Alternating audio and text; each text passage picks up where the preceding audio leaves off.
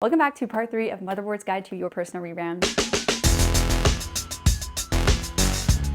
I'm your host, Carrie, aka Motherboard Press. In part 1, we talked about how to rewrite limiting self-belief. Part 2, we talked about how to process and integrate the lessons learned in this past year. Now we are in part 3, moving forward into this next chapter. In this part, we're going to be focusing on shifting to identity-based habits. That's the buzzword, baby. That's the buzzword. The biggest mistake that we make when we're trying to make a change in our life is only focusing on outcome-based habits. Real change only comes from identity-based habits. There are 3 layers to behavior change. The first layer is an outcome-based change. For example, I want to run a marathon. The second layer is process-based change. So instead of I want to run a marathon, it's I'll go for a run 4 days a week. But the third layer, and the most important layer, is the identity-based change. It's shifting to I'm a runner. That's the change. Not just I'm gonna run a marathon, but it's shifting to I am a runner. I'm a runner. I'm someone who runs. If you wanna start a new habit, you're only gonna make that habit actually stick if you shift in your mind to thinking of yourself as a person who does that habit naturally, who that habit is just naturally a part of who you are. There's such a huge difference in saying I'm the type of person who wants this and I'm the type of person who is this. That's the change. That's the difference. So from this point forward, you're changing the way you see your goals. Your goals are not just about achieving something. Your goals are about becoming someone. That's how you will make lasting change. Your goal is not just to check something off your list. Your goal is becoming the type of person who could achieve the things that you want to achieve. That's the shift. Going back to the story that you tell yourself, it's a shift in the story that you believe about yourself. And so this is what you're gonna do. This is what we're gonna do. We got our motherboard. So this is why I have these pages at the beginning of the motherboard, or at least this is what I do. This is what I find to be helpful.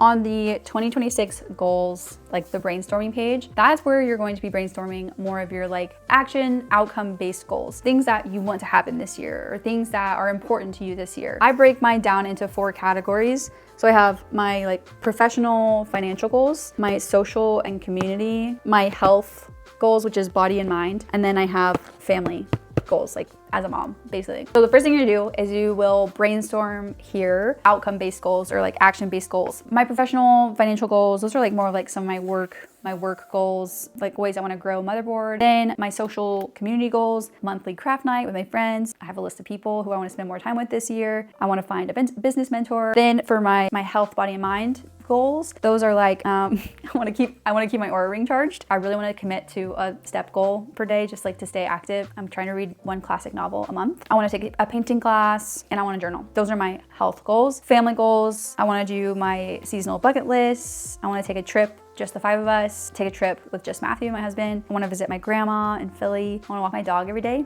That's very important. Oh, he just hurt me. I want to have a weekend with my sister and I want to start volunteering at Second Harvest as a family. So those are my outcome action goals. That's what you're going to brainstorm on your 2026 goals. But the shift that is then going to happen is figuring out what type of person could achieve those goals.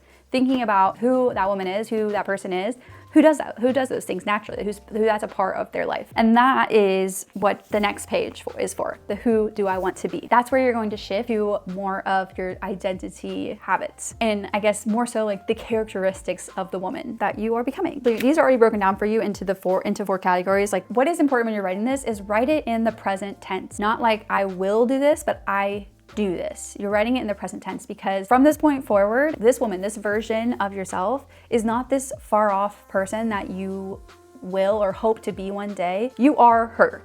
From this point forward, you are her. She is you. And in the next steps, in the next parts of this series, we'll get into how you will take the actions to create evidence of that woman in your life. But we'll get there later. But for right now, you want to create such a clear picture of who you are, who she is, what type of person accomplishes the things that you want to accomplish this year. You're answering that question. You're who is she? What do her days look like? What do her mornings look like? What type of mom is she? What type of partner is she? What type of friend is she? What is the legacy that she's leaving? What is important to her? What do her days look like? What do her days feel like? Does she wake up early? What does she listen to? What does she read? What does she watch? What is she consuming? What does she do at night? What is she prioritizing? What is she maybe letting go of? That's what you're writing here. That's what you're brainstorming here. And you're writing it in the present tense. I am someone who does this. I am the type of person who does this. Here was some of mine. I am the type of person who responds to texts immediately because I know I will not craft the perfect answer later and I'll just forget and then I won't text back until 5 days later. I'm just gonna do it immediately, even if it's not like the perfect thing to say. Clock that. I'm the type of person who does what she says she's gonna do. I'm the type of person who, when she's there, she's present, who is intentional about my relationship with my kids. I'm the type of person who puts plans on my calendar for myself, who invites people over for dinner, who respects boundaries on my time. I'm the type of person who doesn't avoid hard things. These are some of mine for the year. So if you want to get some inspiration for yours, but you're answering the question, who is the type of person who could get the outcome you want? So I wrote mine in pencil, but then I went back and highlighted some of the phrases and words that like really are important to me and like I really want, I guess, to be eye-catching for me when I look back on this, because that's one thing, we'll talk about this later, but that's one thing that I love about having these pages in the front of my motherboard this year, is that this is something that you will revisit every day.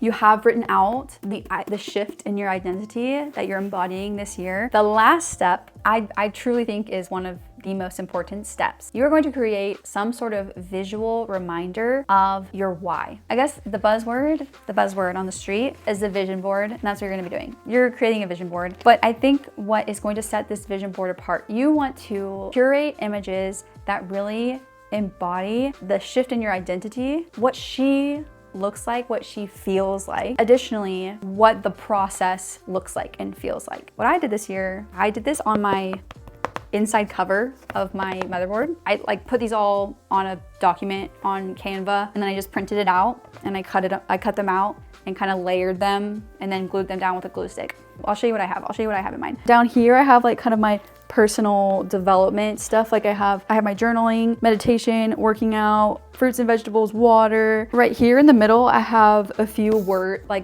big words that stood out for me from my who do I want to be exercise. Those are my words for the year. A few phrases. I'm becoming someone who can handle more. How you do anything is how you do everything. Those are my kind of like mantras for the year. I also have like visualizations for work. So like I have like my work bank account, like how much it's gonna have at the end of the year, a warehouse overflowing with boxes, and then like a screenshot of Shopify orders, you know.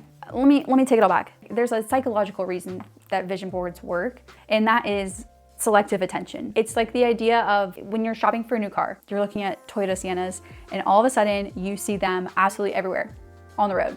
They're left and right. That's all you notice all of a sudden. And it's not that there's more of those on the road all of a sudden, it's just that your brain is now primed to pay attention to those out in the world. Your vision board is acting in the same way. It serves as a visual reminder to yourself, to your brain. This is what you are calling your selective attention to. You're reminding your brain by looking at this every day, you're reminding yourself that this is what you're calling into existence into your life. This is what you're magnetizing into your life. For me in particular, and we're gonna get to this in later parts, having this as part of my morning ritual helps me center myself for the day and reminds me of my bigger picture why, and reminds me what I'm working toward and what is important to me. Having like a visual representation of that, you're priming your brain to pay attention to that in your day, pay attention to that in your world, and magnetize that into your life. Like that is simply, I know it sounds really woo-woo, but there are scientific reasoning as to why it works, why it is helpful. But it is important that what you put on your vision board is connected to your bigger why and the identity shift that you're embodying for the year, if that makes sense. That is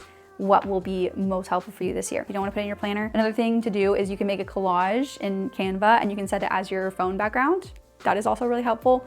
Or make a collage, like an 8x10 collage, and print it out and just hang that collage. But it just needs to be somewhere that you see it every day. Like have it hanging by your bathroom mirror or something like that. And not just that you see it, but you like look at it every day on purpose and recenter yourself every day by looking at your vision board. Okay, so now you have identified and visualized, put a visualization to your why. That is so hugely important. Now we're gonna take it one step further. You have your why, now we have to define the how. Like it's one thing to have this great idea of like, okay, this is who I'm becoming, but then we have to take it a step further is like how you're going to make that happen in the reality of your life. And that is our next part. So stick around for part 4. We're gonna be talking about habits and how to actually build habits that stick. Okay, see you then, bye.